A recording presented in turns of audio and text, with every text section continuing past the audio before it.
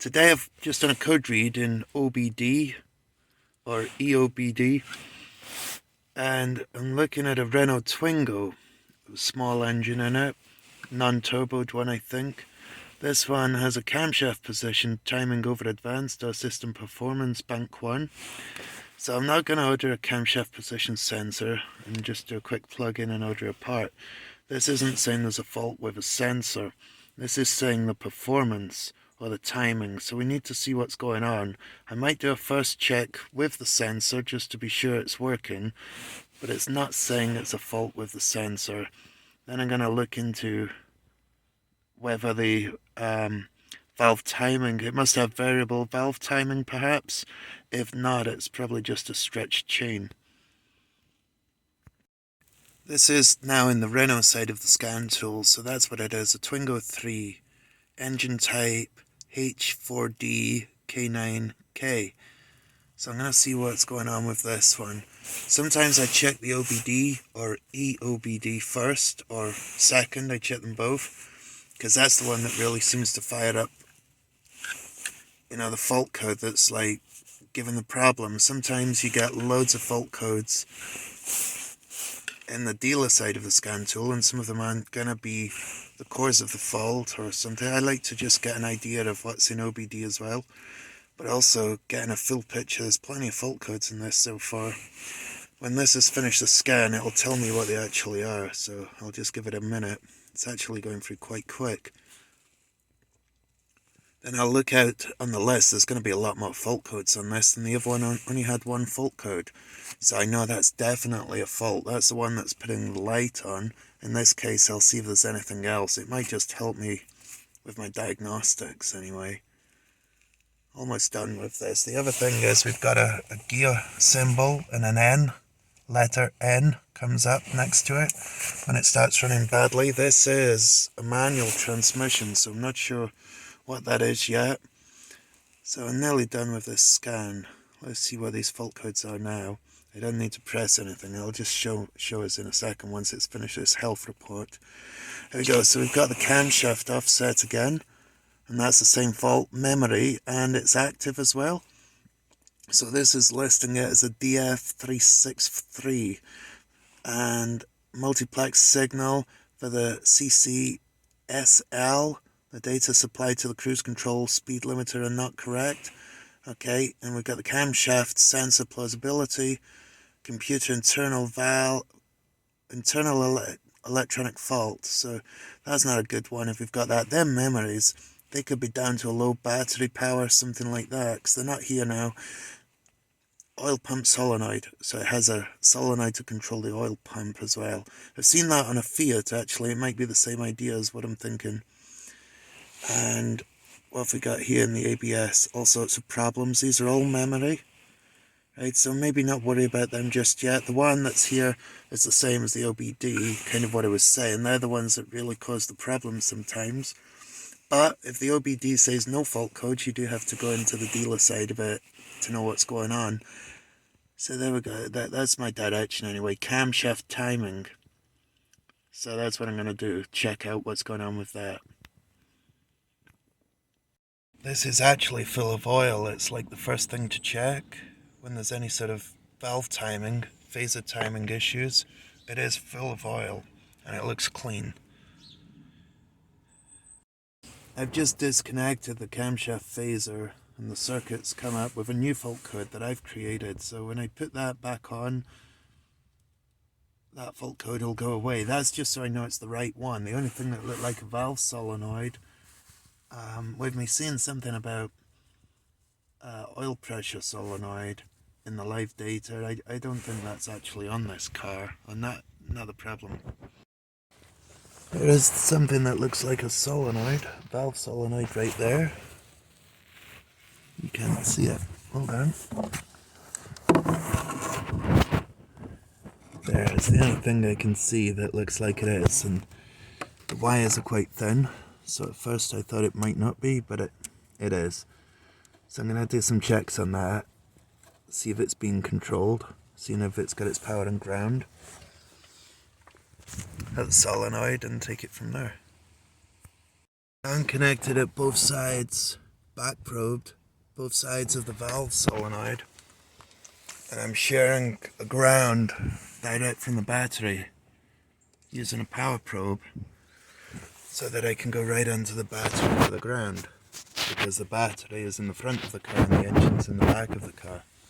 So now I'm going to put the ignition on, and I want to see that I've got power on both sides to begin with. Yeah, they both go up. That means it's a complete circuit, and the solenoid's not open circuit. So now if I try, the car won't run. So this is why I need to do this.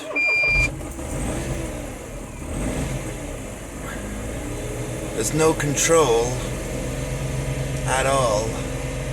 There's a little bit of control going on or something, but not enough. It's not grounding it out. So I need to check the ground wire. Maybe it's a problem with that goes to the computer to control it. Yeah, it wants to die if I don't help it with the throttle. Might be that because there's a fault code, it's not going to use that, so I'm going to clear the fault code and see what happens with this waveform after I clear the fault code. No fault codes now. I've just cleared the fault code because maybe it's not going to use it if it thinks it's got a fault. And it's no different. It's not being controlled on that wire on the ground side of oh, there we go. Now it's started and it's gone. See that? It is okay then. It's just how the computer's controlling it.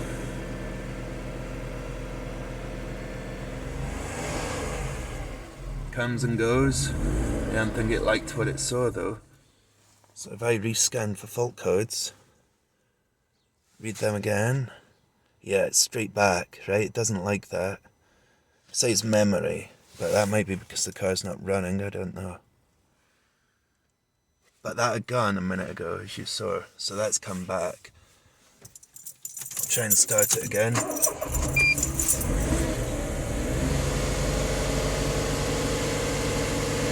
There's no control anymore. Now that it knows it's got a fault code, I don't... Oh.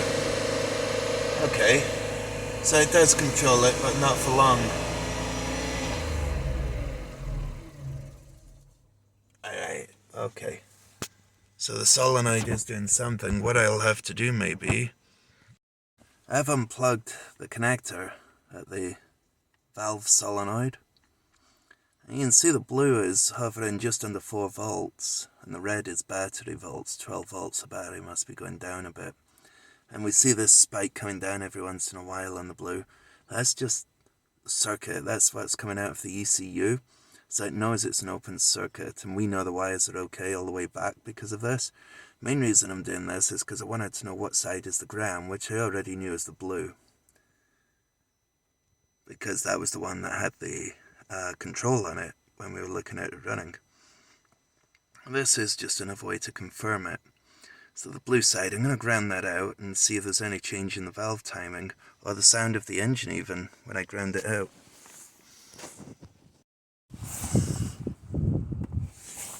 Okay, first of all, I'm going to get this running again.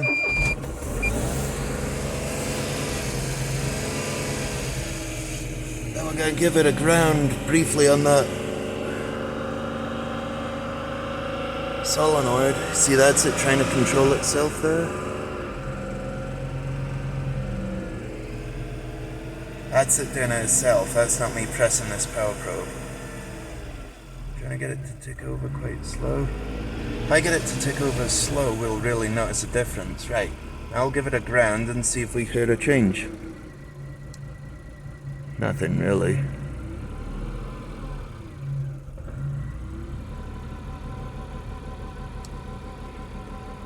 No change to the engine. Okay, it didn't change anything. Maybe it's the valve solenoid not working, or maybe the valve timing's that far out. My next test was going to be taking it out and activating it with an injector driver, like you do for doing an injector test, balance test, or something like that. A sensor simulated, and I was going to see if the pins will moved inside, but as you can see, it was totally corroded up and only the top came off. So not much I could do about that. And then what I had to do was hammer in a spline in there, like that. Hammer that in, and then rotate it using a spanner or a wrench on the end of that there. Rotating it whilst trying to leave it up on the bottom of here on that lip. Eventually it came out. So I'm going to need one. So in this case, the fault code, what it said is exactly what it ended up needing, but that's because of the corrosion. So we're going to need one of these. Hopefully there's nothing else. If it's seized up inside, it wouldn't have worked. We did have a chance to test it on the car and there was no change. So I'm pretty confident that the solenoid wasn't working anyway, because we tested it on the car. Not the way I was going to do it with the injector driver, but we should have heard a sound, a difference in the engine sound, and there wasn't anything. Here is the new valve solenoid for the variable valve timing. Now, I can't do the in-cylinder compression test that I was going to do, because obviously I've got a hole where this used to be, and the other one's in bits. I've put it together, but the plunger that was in it is not in it anymore because it got stuck. So, because when I pulled this out it broke, because it was seized right here along the corrosion, couldn't get it out. It's only the very top bit came off, and as it came off it bent the pintle that's inside. So there isn't one in it now. I've just placed the top on it to show it as one thing, but I can't put that in there because there's no pintle in it at all. So I'm not going to be able to do the in-cylinder test that I was going to do to show you what it was like first. All I can do is put the new one in and see if it runs. Although I did test it by grounding it out and there was no change to the engine sound or anything like that, and I've had enough reason to want to change it and do more tests on this. I didn't expect it to just the very top bit just pulled off and the bottom bit totally stayed in the engine. I didn't expect that to happen. I haven't had that happen before. So I'll get on with it. I'll fit the part and see what it's like. There's the new solenoid fitted down there at the end of the engine, and I have no fault codes. I've just got to see what it sounds like. Now it's running okay on its own.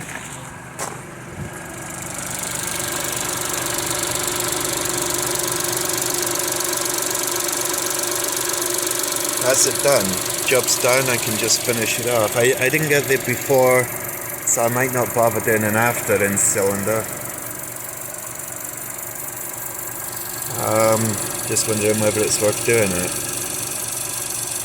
And then revving up the engine and seeing the difference in the valve opening times. Maybe I could.